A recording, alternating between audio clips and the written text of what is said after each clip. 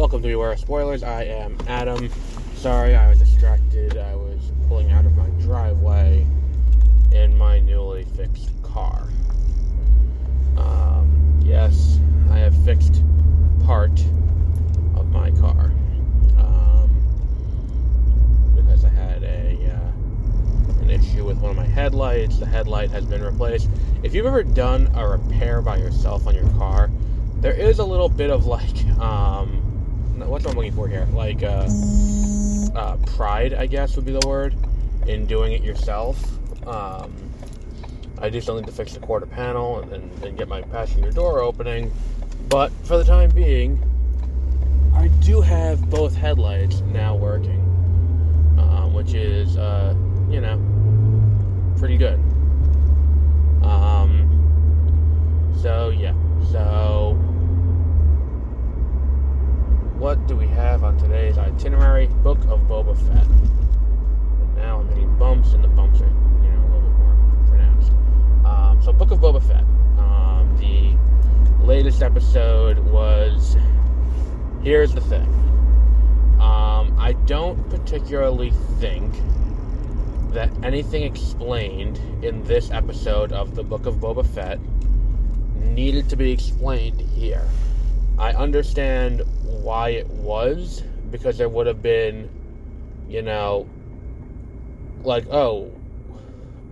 even think it would have been needed. It feels like the first episode of season 3 of The Mandalorian. That's what this feels like. It's not about, Boba Fett at all. It's more about the what's going on with what's going on with Mando since we last saw him, because Mando is now coming in to help Boba Fett, which we knew after last episode, and what's happened with Mando since we last saw him. He has, gone on a mission, found out where the new Mandalorians are, or where the new place that the remaining Mandalorians are, went there, got challenged for the Darksaber by someone who's a direct descendant of the Mandalorian Jedi who built the Darksaber way back when, during the Jedi-Mandalore Wars, or the Mandalore-Jedi Wars, whatever order is. So he did that. And then after that, they asked the question, have you taken your helmet off? And he said yes, and he was excommunicated. So he is no longer a Mandalorian. Considering he was a foundling, he now no longer has that. So then he goes to Tatooine to get a new ship. And Amy Sedaris, whose character name I forget, was keeping an ear to the ground regarding a new, what's it called? A new ship. It wasn't a Razor Crest. It was a different model. And that model is, it's an N1 starfighter. And she explained, and there's a good amount in this episode of Amy Sedaris just dropping Star Wars exposition, like she's fucking Danielle Panabaker on The Flash, delivering nonsense, pseudoscience exposition about whatever, bullshit pseudoscience is going into this week's episode of The Flash. It's kind of like that. Except this time, it's, she's going out of her way to, just, deliver it in an entertaining way. I mean, I'm not saying that Danielle Panabaker doesn't do it in an entertaining way on The Flash. I'm saying that on this show, it's more comedic the entire time. And it works. I'm not saying it doesn't work, but what I will say is that I don't think that we needed as much of it as needed, where she's explaining everything about the N1 starfighter. I could have done without most of that, and I would have said that was an episode of Mandalorian too. And then, they build the starfighter, they test it out, and then Fennec Shand shows up and says Boba Fett needs his help. So that will presumably bring us to the next episode when, because what's it called? Then he also got armor for Grogu. The Beskar spear got melted down into armor for for Grogu. And then he went to, what's it called? And now he's going to go find Grogu in the next episode. Because here's the thing, that was episode 5. There are 2 episodes left until the finale. And it appears that the Pike Syndicate's just the bad guy. Because if we're going to devote another entire episode of this to being basically the Mandalorian, where we're going to follow Mando as he goes out to rescue Grogu from Luke Skywalker, like if we're going to do another entire episode with that, then that's a waste of time, I think, in this show. It feels like the Book of Boba Fett, what they could have done and would have been better was make Mandalorian Season 3 double long and just intertwine the 2 shows. Alternate weeks where it's like, okay, Book of Boba Fett, Mandalorian, this. Because it's like, they do treat these shows like they're books. Each episode's called a chapter and all of that. And it's like, if they did it where it's like, The Mandalorian Season 3, and then it's like, it starts, it's all Book of Boba Fett until that point, and then it's Return of the Mandalorian, that would have worked better, I think, than doing an entire show called Book of Boba Fett that kind of meanders to nowhere. And then on top of it, it's like, okay, so they are taking on the Pike Syndicate. Like, unless they're going to introduce the, Crimson Dawn or Crimson whatever, at the last possible second and be like, oh, and here is the bad guy for the next season of Book of Boba Fett.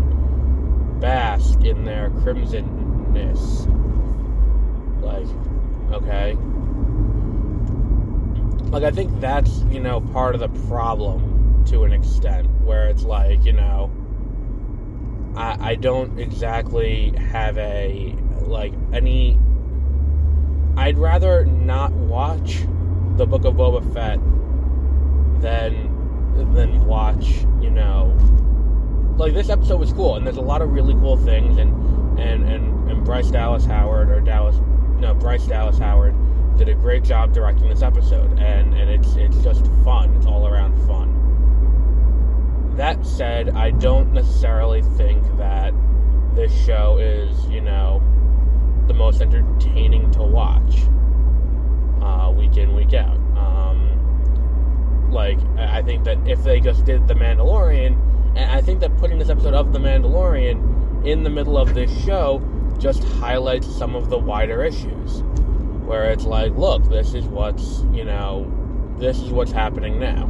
This is what this is all about, and I think that this is what it was before. This is what it could continue to be, but we're not doing that. We're just going to continue doing this nonsense, where we're kind of just following along and doing, what ultimately amounts to nonsense. With nothing really happening. So yeah, do I think that there's a better way to tell this story? Absolutely. Have they made what is basically every bad decision along the way of this show the entire way through? Also, yes. It's just not fun to watch. And I think that, having this episode in there where it's like, oh, this is what we expect from The Mandalorian. This is what we've come to expect from Star Wars on Disney+. When we've seen this up until this point, this is what we've expected. And I think that the idea that, this is happening and we're watching, we're watching it up until this point. What is the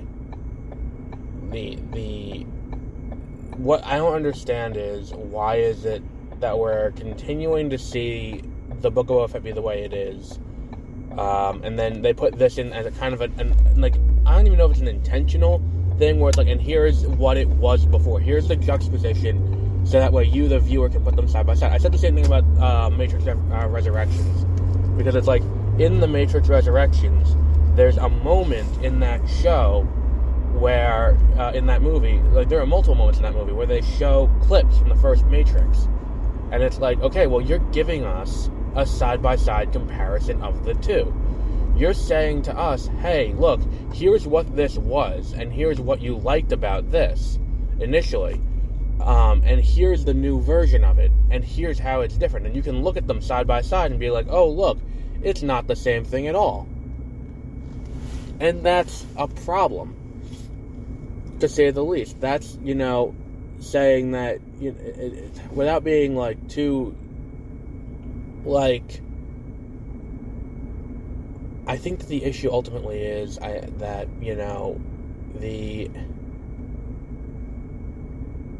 I think that the Book of Boba Fett is now highlighting its issues in doing this, bringing in Mando and having Mando be kind of the panacea to solve the issue. On top of it, it's like, well, I understand it's part of, Boba Fett's growth, where it's like Boba Fett needs to learn that he's not one man on his own. But the issue is, it's like, this show hasn't been about that.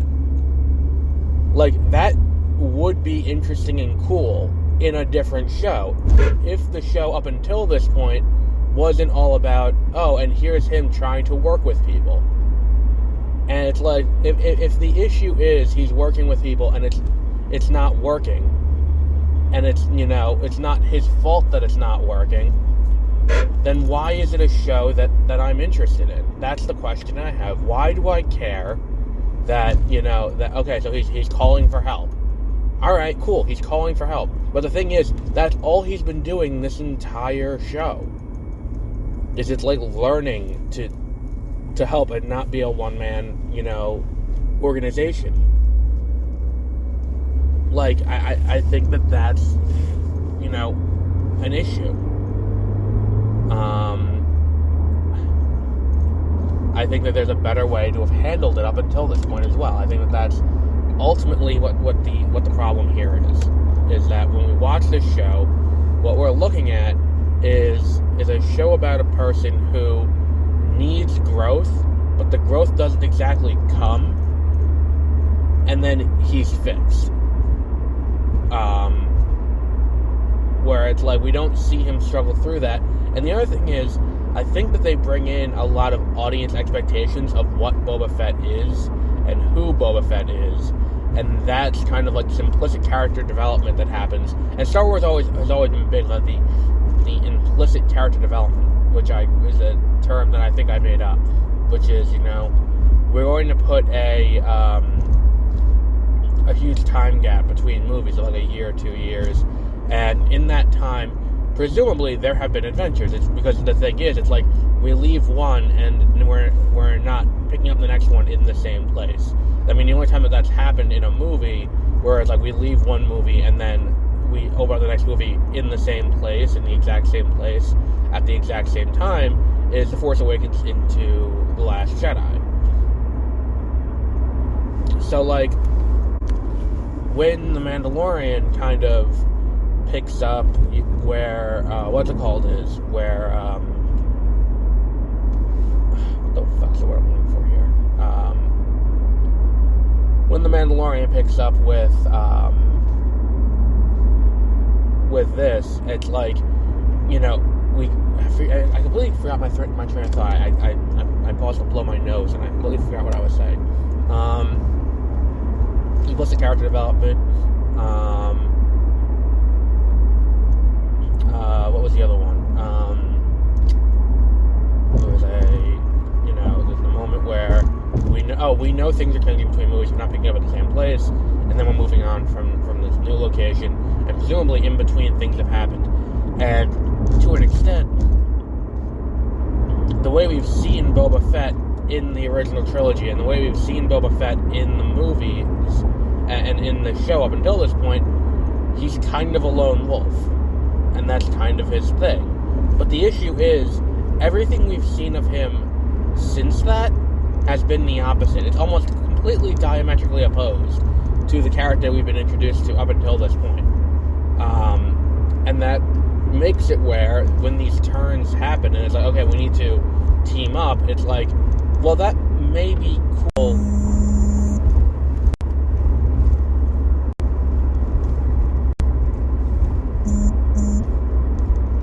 That may be cool for people who, watched the movies, didn't watch The Mandalorian, and is now watching this.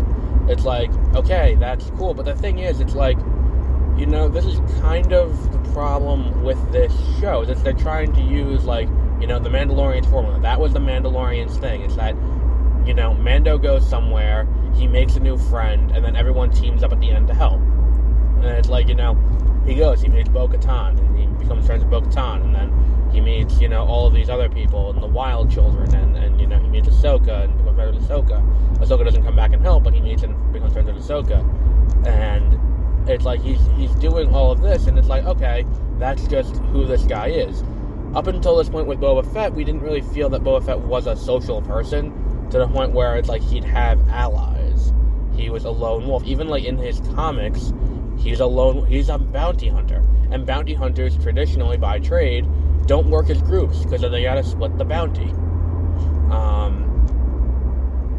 And I think it's not, I don't want to say it's a failing of the show to be like, oh, well, no, it is a narrative failing, because the entire narrative of the show is focused around Boba Fett making this choice to bring other people in. That could have been what the show is about. But everywhere we turn, he's like, alright, you're helping me now. It's like, he meets 4 fucking kids on the street, and he's like, alright, you're helping me now. Like, what the fuck? Like, I don't quite understand how this is a thing. And then if we're just bringing in Mando to solve the problem, it really raises the question of what was the point of all that bullshit with the Tusken Raiders? Because, ultimately what should have happened was that, he should have been with the Tusken Raiders, and then the Tusken Raiders help him to accomplish what he needs to accomplish. Because that's how this kind of story, gets told. And it's like, you can sit here and say, it's subverting, it's doing this. But at the end of the day, it's like, well, there's a rule of, narrative fiction, which I don't know if it's a rule per se, but it is a saying. It comes from Anton Chekhov's gun. Which is the idea that if you're going to show a gun on the wall in a book, the gun has to go off at a certain point. Otherwise, there's no point noting there's a gun on the wall. Basically, it's the narrative version of watching Dragon Ball Z and seeing a rock that's a different color from all the rest, and being like, oh, that's the rock that this character should get thrown through.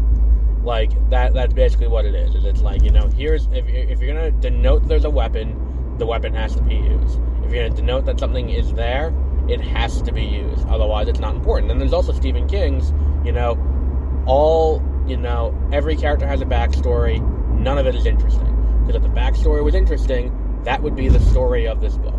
And ultimately, the problem is, there is no, we sent the last episode, not this one, was all about Fennec Shand and what happened to her in between. And it's like, no one gives a shit. I don't need to see the specifics of what happened to Fennec Shand. I don't need to see how they liberated his ship. I don't need to see any of that. And I do think it was interesting that they decided to note the, note the ship as a Razor Crest class. Because it's not like that's the name of it. That's not the name of his ship, apparently.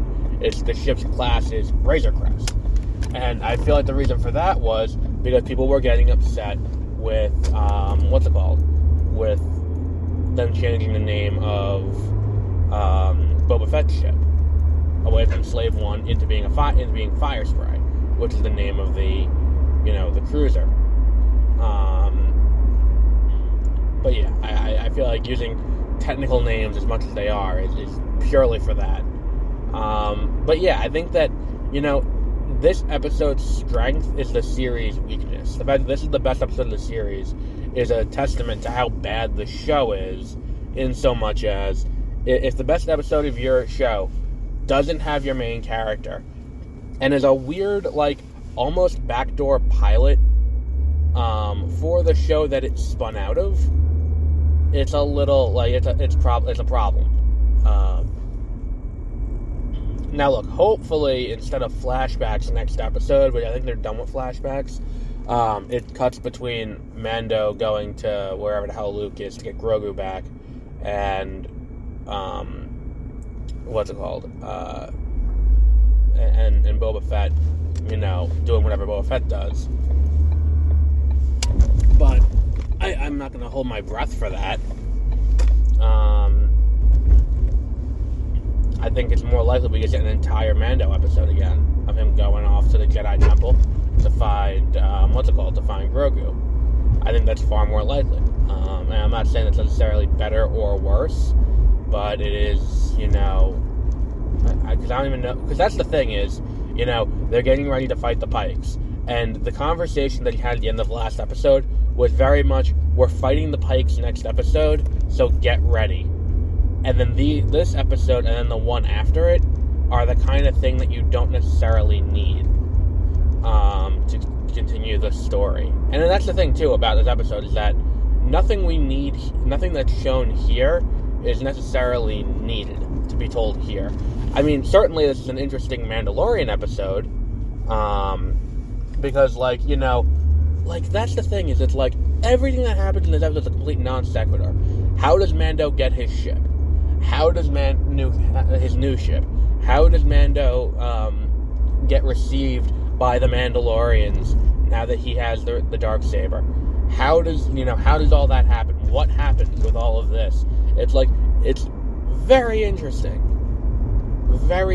stuff in the Mandalorian, not in the Book of Boba Fett. It feels like you're telling a story and then someone goes off on a tangent in the middle of it. And it's well, wait. Get back to the original story. It's kind of like if someone was telling the story of Book of Boba Fett, it's okay, so Boba Fett was in the desert, and then he gets out of the desert, then he goes with, Mando, then he comes back and he kills Bib Fortuna and takes control of the of Jabba's enterprises. And then, then the Hutts that are alive don't take kindly to this, and the mayor is, the organized crime ring smuggling spice, and the all of that. So he figures he's got to take on this organized crime ring that's moving spice. So to do that, he hires the Mandalorian. Now, what the Mandalorian's been up to since we last saw him is, don't care. Do not give a shit. Any other time they do this, we don't have when they do this in an Avengers movie, it'd be like when they introduced Spider-Man in Infinity War. They were and here's what Spider-Man did since we last saw him. And it's they spent a half-hour detour of and here's Spider-Man going to school. Or it's here's what the Guardians have been doing since Guardians of the Galaxy Volume 2 and in all that time. It's a weird kind of situation where it's there are giant holes in the timeline that are ripe for storytelling, but that story doesn't need to be told this second. If Mando showed up with a broken down N1 starfighter, look in the state that this one does, is anyone going to be no, wait a minute, how did this happen in the time between in the time between the finale and now, which is an indeterminate amount of time to be sure. No one would have questioned that. So Book of Boba Fett continues to be weird. I can't even, this is the strongest episode, but this isn't even an episode of this show. That's ultimately the problem. This is not an episode of the Book of Boba Fett. This is an episode of The Mandalorian. And that's a problem. When you're watching a show called The Book of Boba Fett, not The Mandalorian. So we'll wrap up there for today.